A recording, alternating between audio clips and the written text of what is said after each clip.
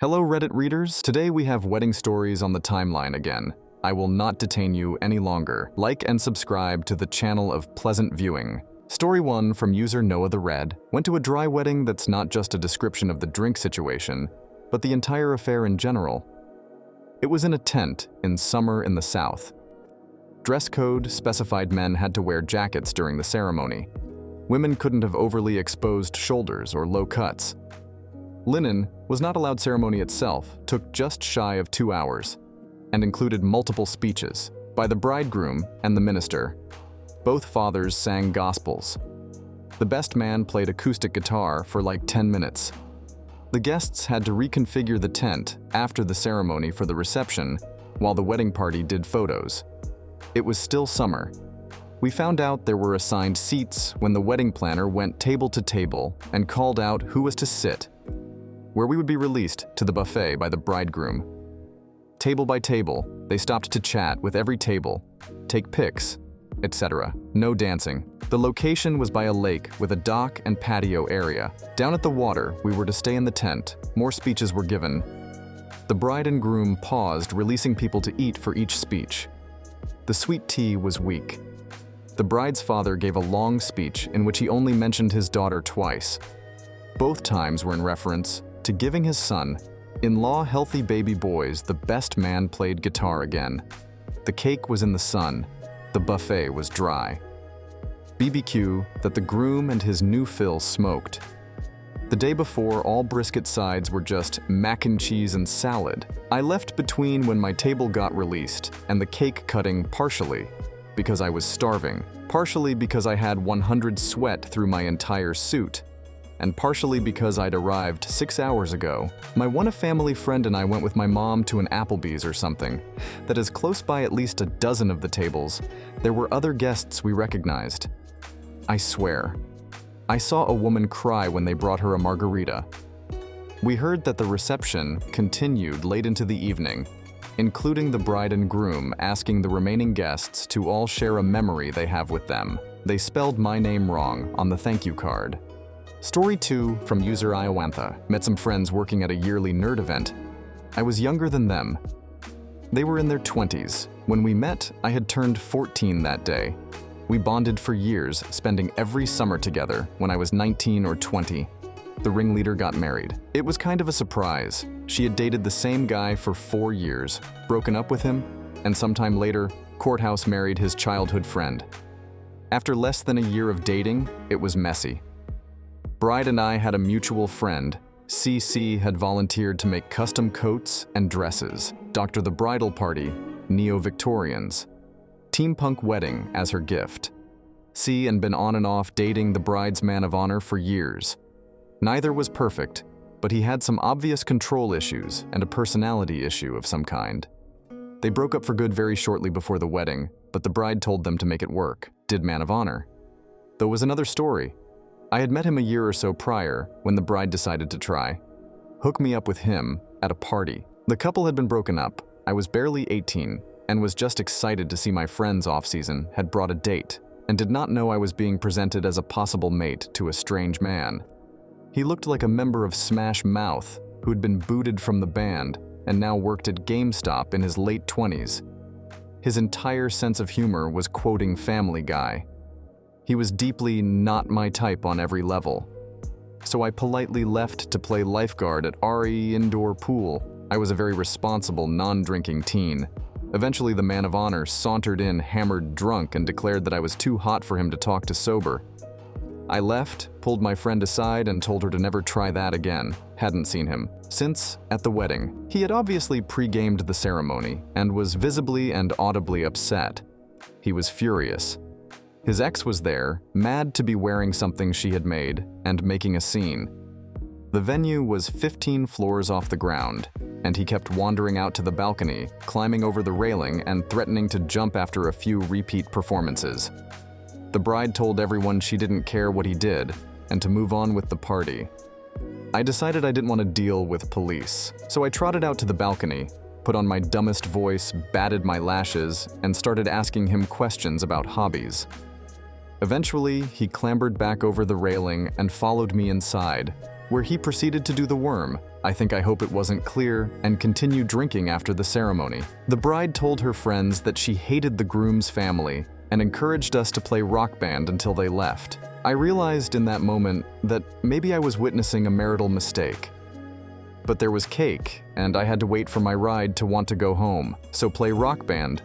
We did man of honor, left to sleep it off. Groom's best man tried to cheat on his fiancée with me and bride. Encouraged it. Bride and groom had a few years of marital bliss before she started cheating on him, both in-game and IRL, with a guy in their deed group.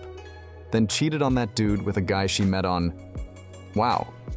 Long story short, nerds are horny, and the groom's family was right to not like her. Story 3 from user Darren Edwards. The bride's grandparents we knew to be extremely conservative, and they picked the church. The bride and groom came in from Alaska, so they had little to do with the planning. The first thing we noticed was a banner on the church convert. The Lost, no matter the cost. Inside the church was the entire catalog of Focus on the Family and other televangelist stuff. The location rarely saw hot days, so usually didn't need any sort of ache. This was, however, early August.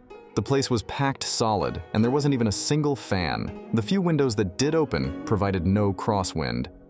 There weren't pew, just heavy cushioned chair that linked together.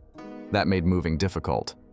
The room was hot before the services started and getting worse. This church made the wedding into a sermon. We didn't know the groom, but we picked up that he was not entirely there. The minister made the point of the service that the bride was nothing but a rib. Not the head, just a rib, protected and close to the heart, but not ever to be the one to call the shots in the relationship. This went on forever. The temperature rose and rose because they were backing the dinner in the basement, 4 ovens on cooking lasagna for 150 people, and all that heat was going up to a room with no ventilation.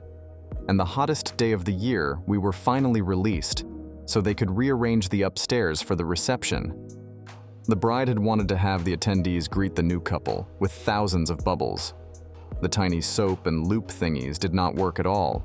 So she stood over the crowd of people baking in the sun and just blowing furiously into these loops, and getting soap fingers people tried to escape. But we were all called back in the church. The pews were unlinked and put around tables, but because these were heavy fabric chairs, they were all hard to get in or out of. These were a fire hazard. And the last thing you wanted to sit on a hot day. Each table had a tiny clear boot with floating glitter in them. My guess was that someone was making fun of Goldschlager. But I was wrong. The bride had said she wanted a fairy tale. Wedding, and on a budget of 0. This book was as close as a Cinderella slipper as we were gonna get. Dinner was served, and when the chairs and tables were so packed in movement in and out was not gonna happen. Plates were passed overhead. That made sure everyone's food was fingered and messes were made. Then the testimonials started. There were 3 types. The groom tries so hard and was never a burden. The bride is so fat. Remember when she ate a whole pie cake by herself? Life is going to be tough. You are good people for doing this because Jesus tells you to. And when it sucks, just pray to Jesus. It wasn't a celebration for some.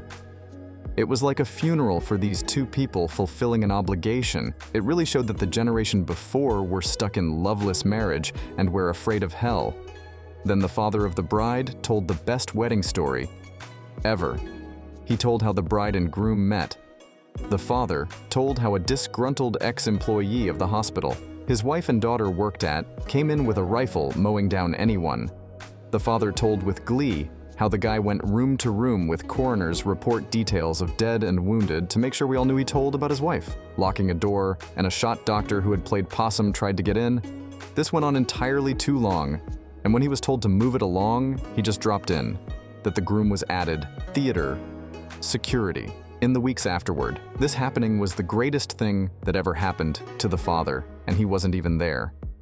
Others declined to follow that. So the minister then went on to tell us about those that go to hell. Dinner is over, and time for the reception. This was at a bomb shelter. One entrance, you went in. It was dark, and there was nowhere to go. The family had a PA system, and they sang Bible songs together as entertainment. They were blocking the entrance exit. So you had to go past into a dark concrete bunker, realize you couldn't see shit, except for the singer, and then run the gauntlet to get out into the heat again. The PA system was a single guitar amp speaker, so it was too loud, and every song sounded exactly the same dry reception as well. I considered being the hero and buying booze on the way out, and realized I have done my duty, so I just left. Story 4 from user Mead and you. Oh boy, buckle in kids. So this guy, I was in basic training with married a townie stripper right before he shipped out, which in the army is a tale so old, I'm surprised they don't have a movie. They show us called Don't Marry a Townie Stripper right before you ship out, but they don't, so he did. All of our friends were already long since shipped out, but we had done specialized training. So we hadn't yet. His hometown is on the other side of the country, so he doesn't have anyone in town. Besides me, I don't even like him that much. But I'm all he's got. Bride's side is a bunch of strippers, bouncers, bartenders, cokeheads, bikers, and whatever. Other dregs of society had managed to scrounge up the $8 necessary to get a hand job from the bride. At some point, there wasn't really a ceremony, they basically just signed paperwork. Then had the reception at a bar groom, and me had to run to base to change out of our dress uniforms. So we get there a bit later, by which time the bride is already sloppy drunk and is wearing legging shorts, and some guy's button-down shirt, which is unbuttoned all the way. So her saggy-ass titties are more or less on display. 5 minutes after we got to the bar, groom gets a call that one of our friends was killed in action. He goes to the bar to do a bunch of shots, and I go out for a smoke, at which point the bridge comes out, bums a smoke, then asks me if she can suck my dick. I politely declined, so she called me the 3-letter F word, then said, "Shell, find a dick to suck." I said, "How about your husband's?" And she flipped me off. So I go inside and tell my friend that his blushing bride just tried to suck my dick. He has now had like 5 shots and goes to look for her. I know what he's gonna find. So I go with him so I can drag him away before he gets arrested. He finds his lovely bride on her San Francisco slippers, throat deep on some dude we don't know, and goes to presumably commit some murder. So I drag him out of the bar so we can sober him up and get an annulment in the morning before we get him in the car. The bride comes out bawling and completely topless. Her cottage cheese, textured titties simultaneously knocking birds out of the sky and destroying anthills as they bounce. She was probably begging for forgiveness, but she isn't using any actual words I've ever heard. Of my friend decides to forgive her and kisses her right on her recently had another man's dick in it mouth. It seems we have caused quite the ruckus here at the bar today, so we are told we cannot come back inside and take the party to the bride's place of work. This has all occurred before it's even 4:30 p.m. Some guy who works in a bank isn't even off work. Yet, when we get to the strip club, we are told by the bride that the owner said our drinks are on the house to celebrate this most blessed and holy matrimony. I decide I will not be drinking because I'm sure some more bullshit is most definitely gonna go down at some point, and I need to be of a mind to stop my friend from throwing his life away any more than he already is. The wedding party continues to get rowdy, but the bride does seem to be keeping her mouth to herself and her husband. She goes on stage and does some stripper shit, and is surprisingly good for how obliterated drunk she is. Then the coke dealer shows up with quite a lot of cocaine. Too much. If you ask me, the entire party is hoovering that shit up. Like nobody's business before anybody even pays. The cocaine man, the bride, then tells the groom that they don't have enough money for all this cocaine.